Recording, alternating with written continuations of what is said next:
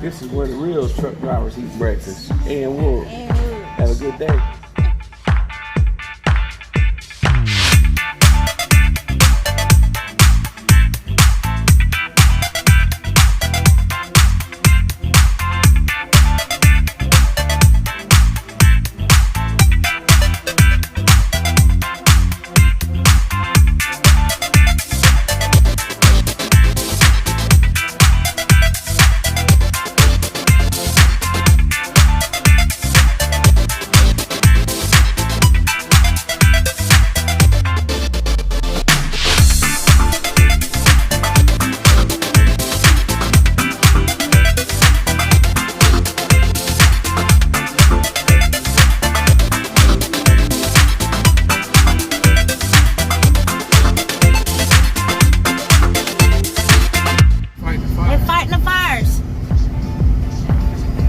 Coming in for another batch. Wow, that's the first time I've seen that.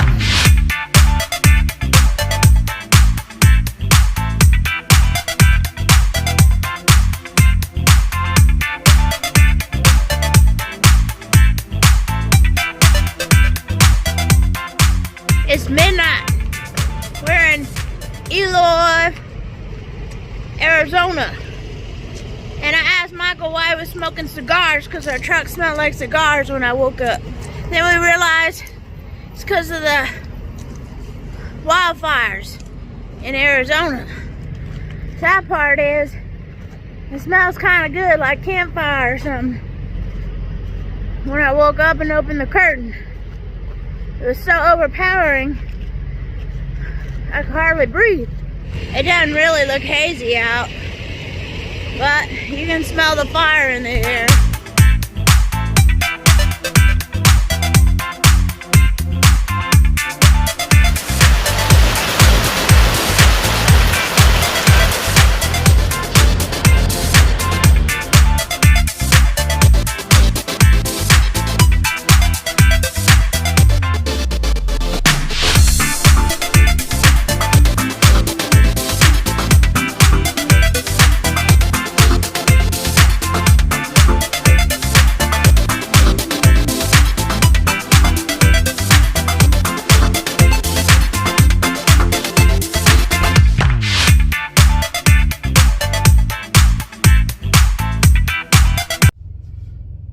We've got exciting news. We're getting shirts. We're getting shirts. We're waiting for the truck. She's in surgery right now.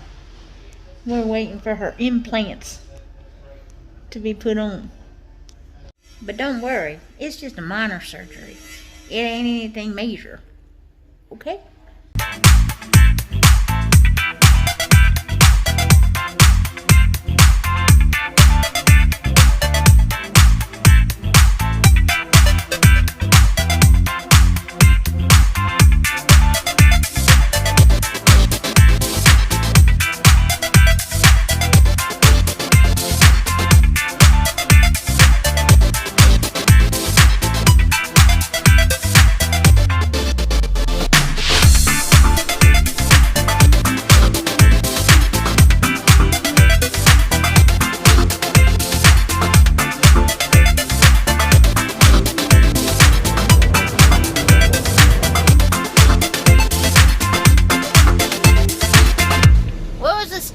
Moment of driving truck? Start. What advice do you give to somebody who wants to be a truck driver? Have an open mind. Seriously think about it. So you want to be a truck driver? I asked some of my friends, what's your best advice to somebody who's interested in becoming a truck driver? The majority of them said, run away. Don't do it. The best advice was research, research, research. If you really want to do it, just keep in mind, it's a lot more than just driving down the road. If you want to know more, get your popcorn, get a drink, get settled in, because I'm going to tell you all about it. Look at this. Look at this. Is this what you want your life to be?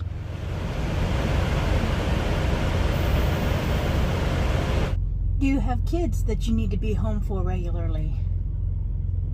Do you have a family? The first thing that I would recommend is that if you have a family and you have obligations that you have to meet, etc., I don't recommend this job. When you make the decision that you want to be a truck driver, the first thing you want to do is research your companies. What kind of truck driver do you want to be? Do you want to be a local, regional, over the road? Go out to the freeway.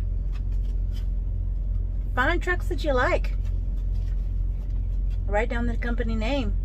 Make note of it. Go online. Research the company. How much experience do they require?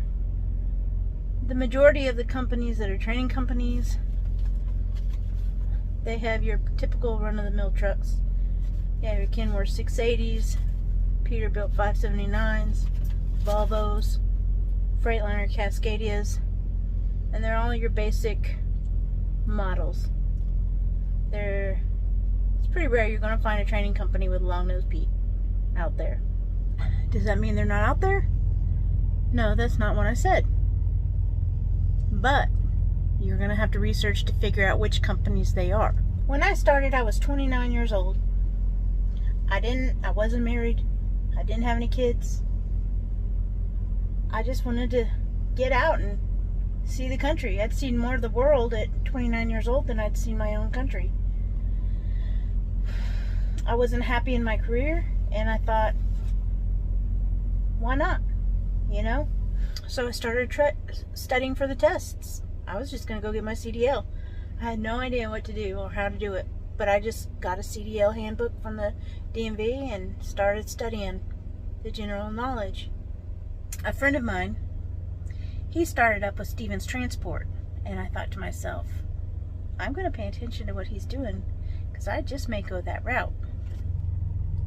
All my friends at the time were like, Ashley, you're never going to make it as a truck driver. You're too girly. You're never going to make it. You're too short. But when somebody tells me that I'll never be able to do it because I'm too short or I'm too much of a girl, whatever the case may be, I'm going to prove them wrong. And that's what I did. I went to a Stevens Transport local seminar. I talked to the recruiter. She answered my questions.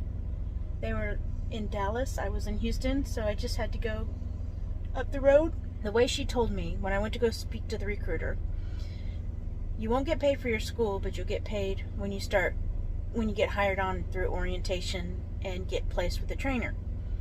And she asked me, do you want to go to Dallas and go to their school there on their facility at their yard in Dallas, or do you want to go locally school? And my thought process was, I'm not going to get a paycheck for 5 or 6 weeks. How am I supposed to eat? Or help pay bills? So I decided to go locally, get my CDL. I had to sign a paperwork saying I'd give them, I think at the time this was 2006, I had to give them 1 year. If I made it through the 1 year, they would rip up the contract and I would owe nothing for my education, my truck driver school education. But if I did not give them 1 year, then I would owe them for the truck driving school, and I think at the time it was like $10,000 or $12,000. And I was thinking to myself, 1 year? That's half of a cell phone contract. I can do that. Come on. How long is this? 365 days. If it sucks and I hate it, go home after 1 year, and I don't owe anything, and I've gained a world of experience. So I went to the school, and you know my first question was, when do we get to learn to honk the horn? Honk, honk, honk. And then when it finally came to my turn to learn how to straight line back into a parking spot, he says, okay, now's your time. You can honk the horn. And I chickened out. I didn't do it. I was too shy. Anyway, during the school portion, when I first signed up, day one, there was probably 30 to 40 of us in the classroom. And then we had to do a DOT physical. We had to get our DOT physical. And that involved getting a urinalysis drug screen. Peed in the cup. We walk like a duck. They checked our eyesight and our hearing and all that stuff, and then gave us a piece of paper that said we passed our DOT physical pending drug screen results. Coming back after 2 or 3 days, the class diminished considerably.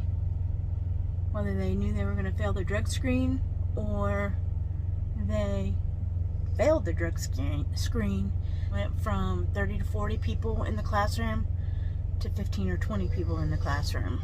When it came time to doing our test, from what I hear from other people around the country, the Texas tests cakewalk in comparison to the rest of the country.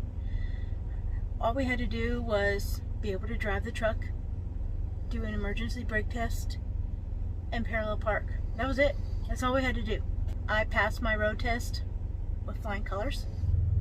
I passed my emergency brake test with flying colors. Unfortunately, I failed my parallel park. Back in those days, they only had manual transmissions for the trucks. And we were learning on, I believe, 10-speed. We were learning on a 10-speed. And you have gear reverse, first, second, third, fourth, fifth, splitter up, 6th, 7th, 8th, 9th, 10th. Well, I was on my road test and she said, okay, you're going to make a left here. You're going to go to the end of the block. You're going to parallel park against the curb. So I go around the curb, get through my gears, splitter up, got to the end of the driveway, stopped, proceeded to do a parallel park, and the truck started rocking. And I couldn't understand why. And it wasn't until after, when I stalled the truck, what happened, I realized, dang, I didn't put the splitter down.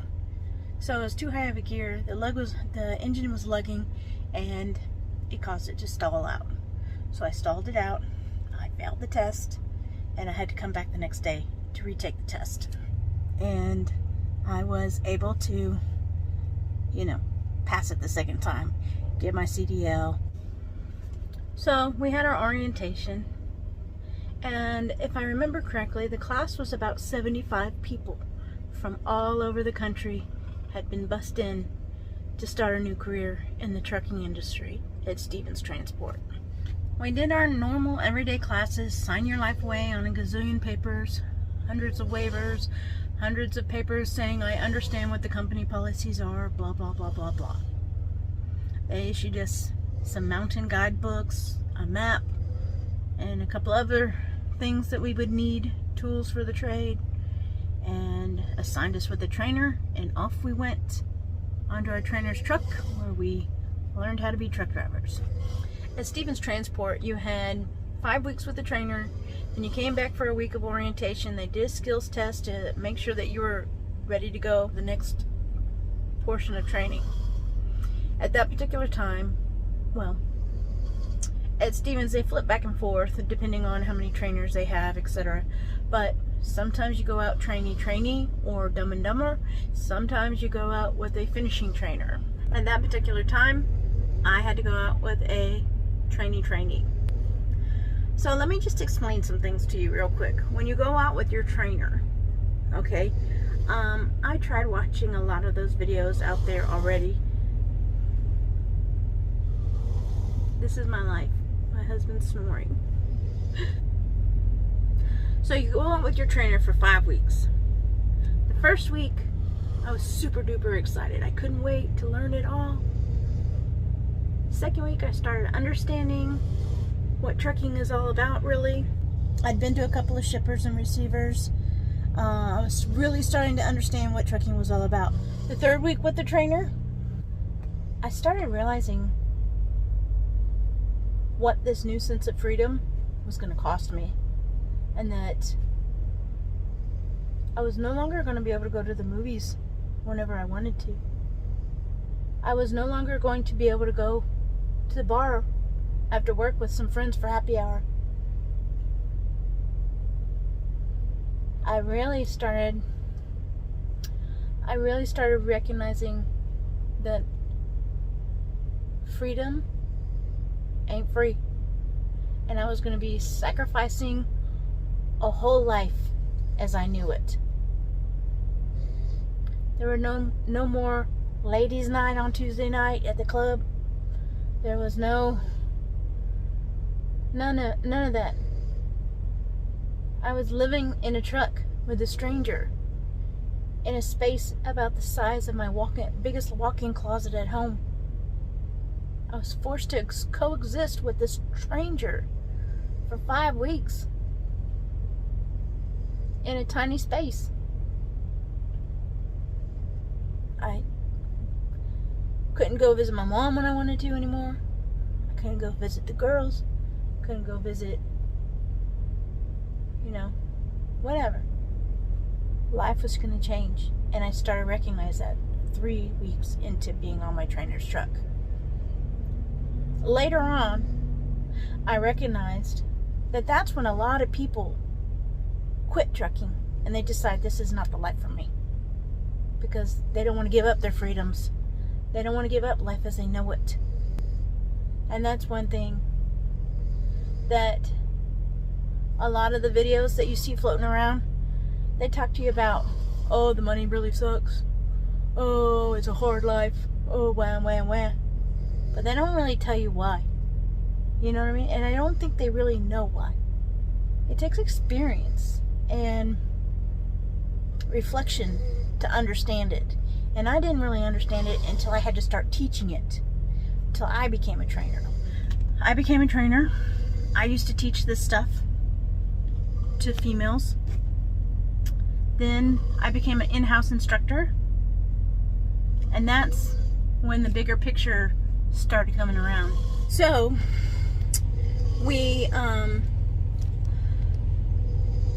at 3 weeks with my trainer, I started realizing what kind of freedoms I was going to lose. At 4 weeks, I was ready to get off my trainer's truck. At 5 weeks, I was counting the days. We finally got back to the yard. I got off of her truck. I made it through being on her truck pretty easily.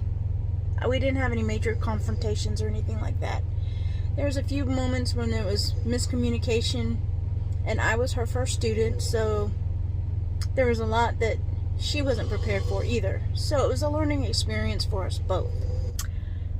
If you are a female and you're thinking about becoming an over-the-road truck driver, I recommend you get a female trainer. Now here's the deal. When I first got into it, I was like, I get along great with guys. Women are catty, whatever the case may be. I didn't want a female trainer. I wanted a male trainer because I felt like we were going to get along a little bit better. God had a different idea. He gave me a female trainer. And I'm really happy that I got a female trainer. She was more understanding when I had to make that extra couple of stops. That one particular week of the month. It was not so awkward when I had to change my clothes. Some of these trainers that are men, they have to get out of the truck for fear of sexual harassment charges. You are living in this truck. You're living in this truck, okay? So that means you're eating, you're sleeping, you're working, you're changing your clothes. Sometimes you're using the bathroom.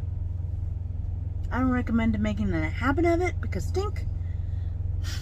But you get the gist.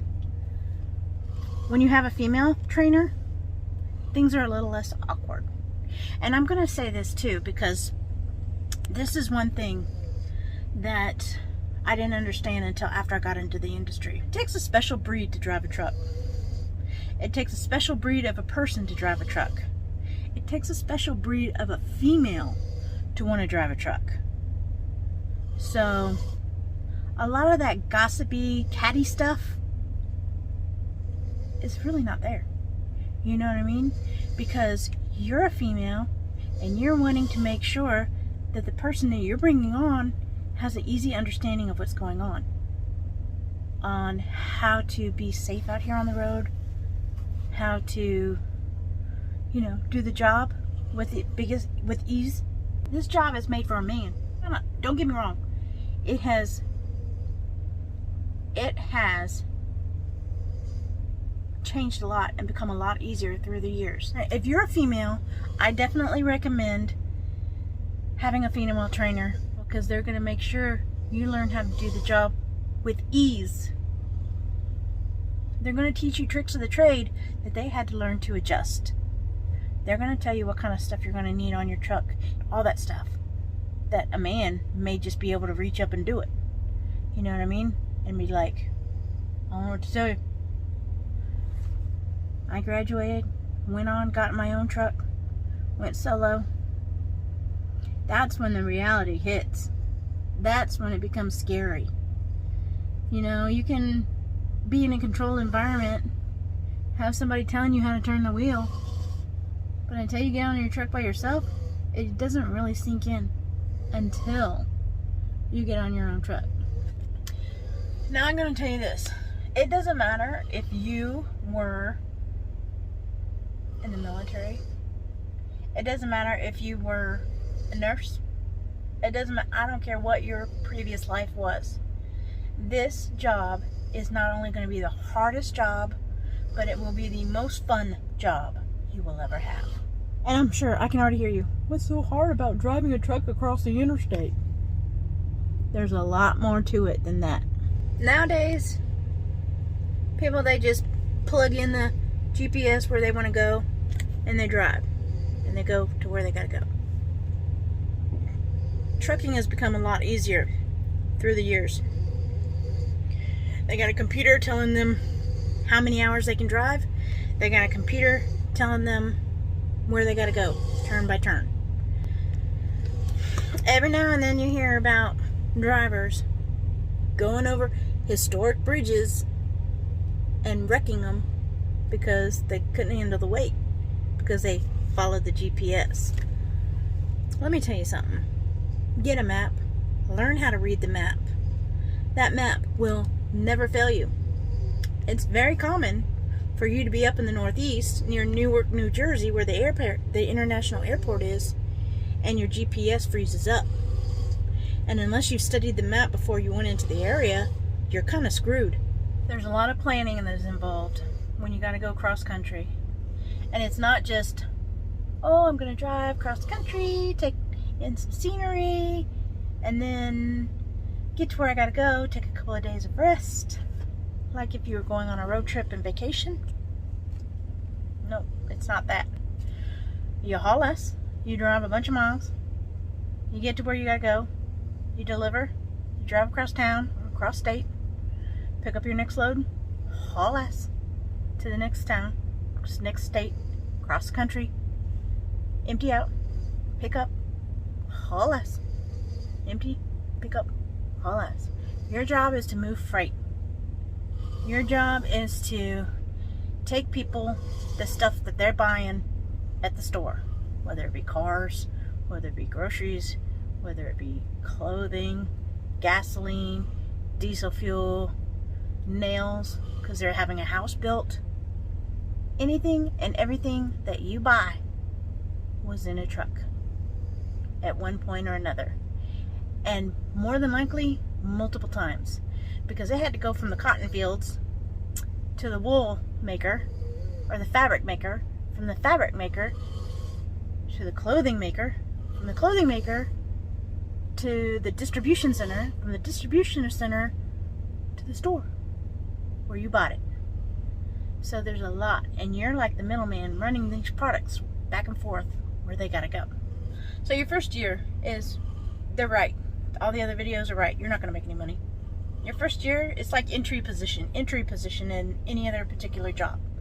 You go to school, you have to get through training, and then you have to have a learning curve.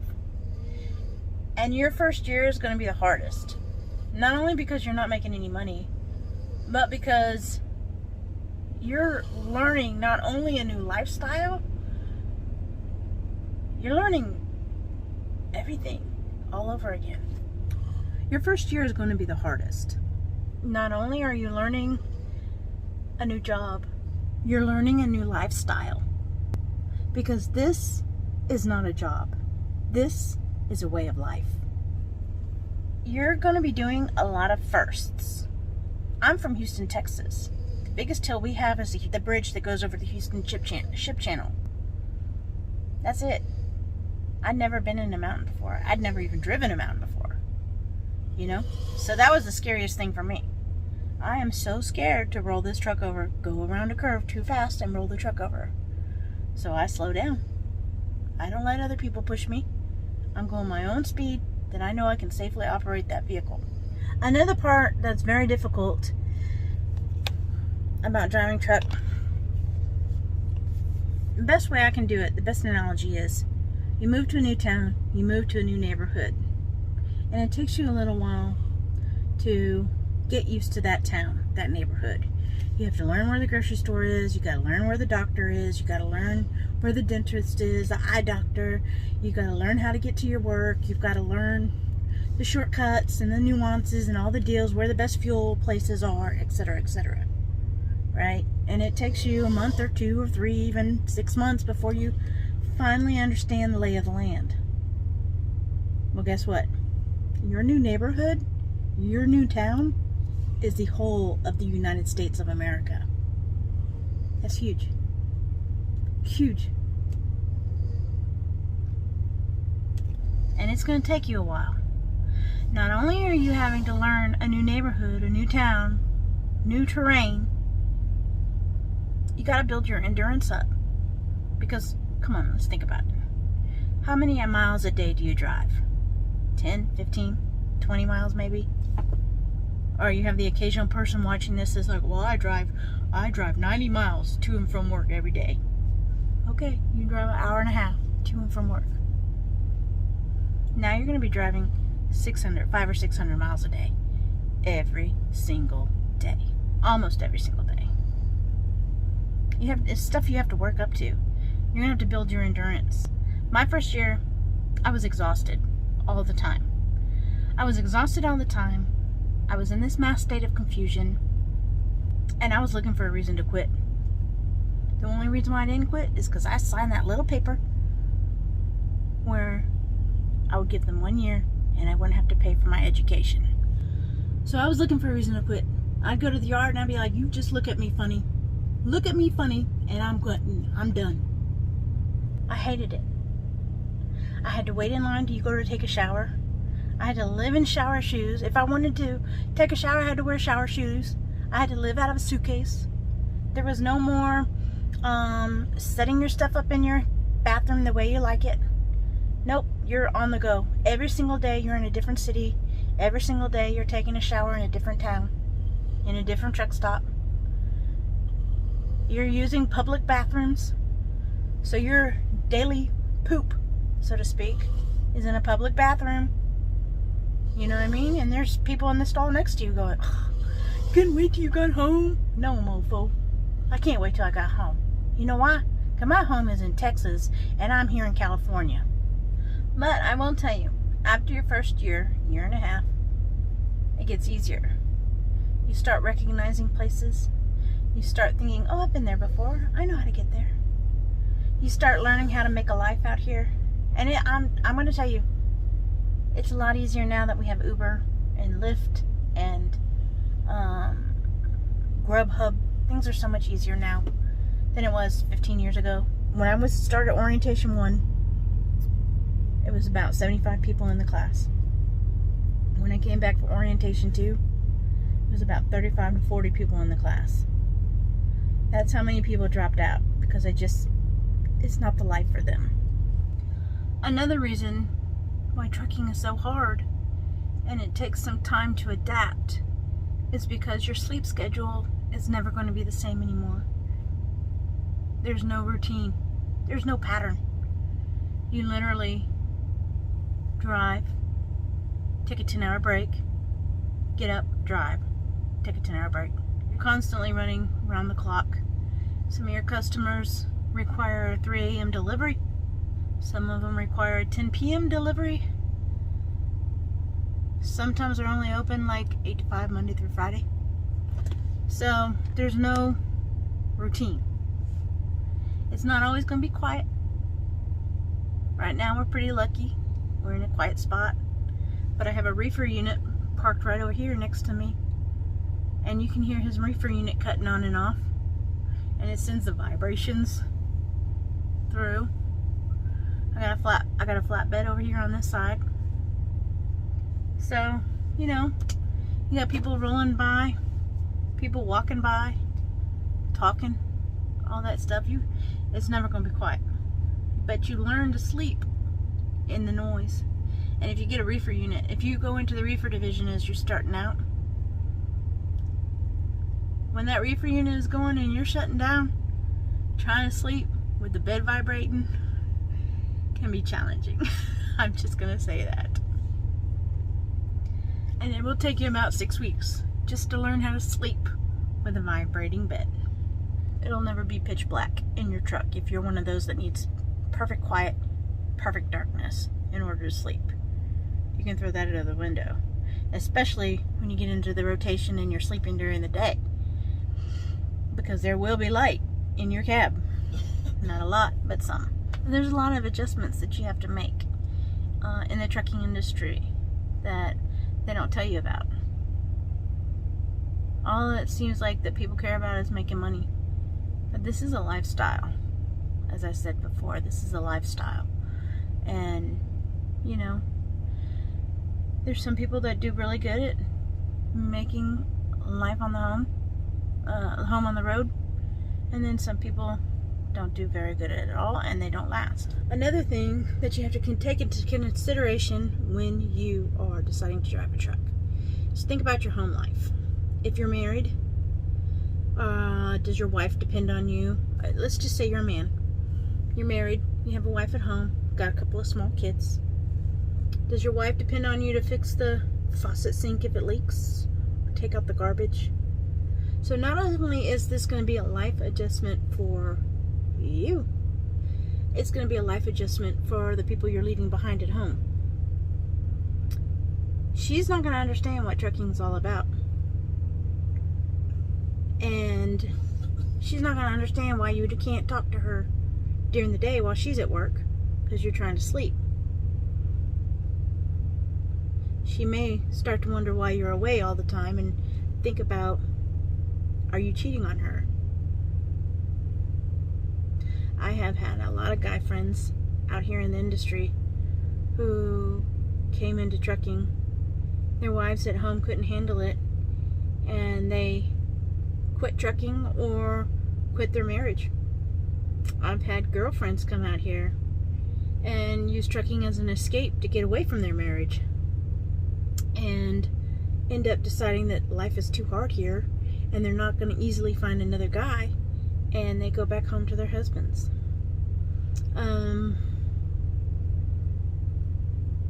So it's hard on the home life too. You're going to miss out on birthdays. You're going to miss out on Christmases. You're going to miss out on first baseball games, first basketball games. You're going to miss out on tournaments and spelling bees and all kinds of stuff that might be important to the average human. It's not that it's not important to you, but you've got freight to run. This is a lifestyle. This is not a job. I married the road and luckily found somebody out here on the road, but it took a long time. It took 10 or 12 years, you know, to find somebody that understood, that I could get along with. Because you get set in your ways when you're in the truck. You have a certain way of doing things, and you bring somebody in who has their own way of doing things, and sometimes relationships don't last when you try to... Wow, look at my nose. I'm like a... Ooh, that's kind of weird looking. Like a witch nose. I'm gonna go like this. If you're like me and single and going into it, it's gonna be a challenge for your friends. You are gonna grow so much. You're gonna gain so many life experiences. You're gonna learn how to survive. You're gonna learn how to adapt and overcome. There's so much you're gonna learn how to do in the trucking industry. But your friends are not gonna understand. Your friends are gonna go off and get married while you're out in the truck, or your friends are gonna have kids while you're in the truck. They're gonna continue on with their lives while you're growing and you're exploring and you're traveling and you're doing everything. And eventually your friends are not going to be your friends anymore. They'll be acquaintances, people you used to know. That's another thing that's really hard, you know. One of the things that's hard to overcome in the trucking industry, especially if you go solo, is learning how to be alone. Learning how to eat by yourself, work by yourself, watch TV by yourself. 99% of the time you're in the truck. And with this COVID, 99.95% of the time you're in the truck. And it can be challenging. The loneliness will get somebody out of the truck real quick. And then you have to deal with your health issues. I never had a problem weighing under 200 pounds before I became a truck driver. Now, it's like a constant everyday battle just to try to lose weight. Trucking back in the day, I used to make videos on how to eat healthy on the road. Trucking now, the truck stops have all turned to travel plazas, and they no longer cater to the truck drivers. It's all about getting people in, getting people out, and getting as much money as they can from you. Your food options are now fast food every day. Occasionally you can maybe find some vegetables someplace, whatever. So your diet is going to struggle a lot. I mean, all you have to go to the truck stop and just sit in the parking lot and look at the truck drivers. The majority of them are overweight, obese. Go to the truck stop, walk around the truck stop. Think to yourself, if I decide to become a truck driver, the food that's in this truck stop is what I'm going to have options to eat every single day. Am I going to be able to survive this?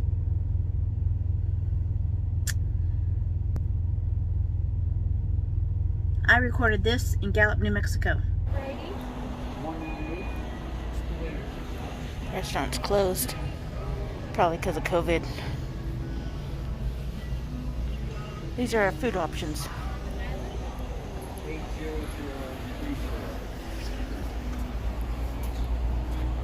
Bueno. Lay.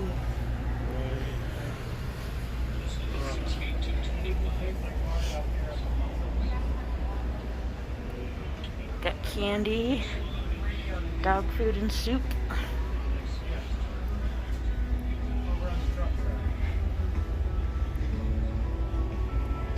Candy,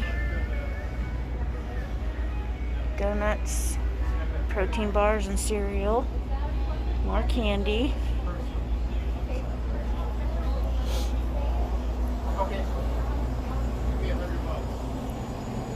ice cream, chips, more junk food. More junk food. They ain't got no hug there. Pants with elastic waists. What are you doing? Nothing. Drinks. I can pump up to $100 and then whatever I don't use, just charge me to the right. Sandwiches. Popcorn and slushies.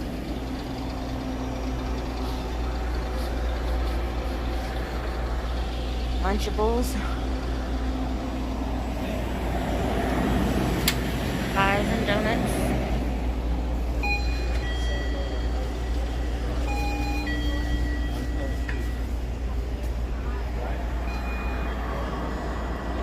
And hot dogs.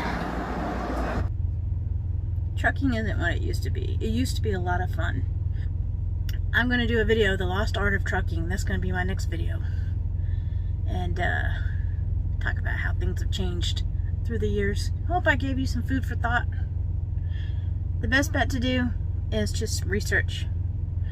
I recommend you find a trucking company that trains close to your home. That way, if you decide this is not the life for you, You can take your truck home, clean it out, turn it in, no harm, no foul. You know what I mean? If you take a trucking company that's, say you live in Texas, and you pick up a trucking company that's out of Minnesota, they're not going to help you get home. They'll help you get to Minnesota so you can do orientation and assign you a truck. But if you decide to quit, they're probably not going to help you get home. So you'll need to make sure you have enough money saved up if you decide to go that route. Saved up so that you can get home. Because if you decide later on you want to drive a truck, and you take your truck home and you say, I quit, and you leave your truck, it's called truck abandonment. You have to turn your truck in. If you get truck abandonment, it goes on your DAC report and nobody's going to touch you. You abandoned the truck. It cost the company the XYZ amount of dollars to go recover that truck. I recommend, like I did it, I was from Houston. I took the Greyhound bus up, and then when I was on home time at one point, I just drove my car up, and I left my car in Dallas. And then when I went on home time, I would just get a load to the yard, park my truck, it could get the work done it needed to be done, and I'd drive the 250 miles home to Houston. And that's the way I did it. And I hope I gave you some good food for thought. If you have any questions, please don't hesitate to ask below. If you've got any other video ideas, comment below. And I'd be more than happy to answer any future questions or whatever. Make a video and go from there. And at any rate, I hope I gave you some food for thought, and I hope you enjoyed this video. If you did, give it a thumbs up. I'd really appreciate it. If you have any questions, please comment below, and I will be more than happy to answer any questions, make future video ideas, whatever the case may be, on this video or on the next video. Until next time, thanks for watching. Toodles, y'all.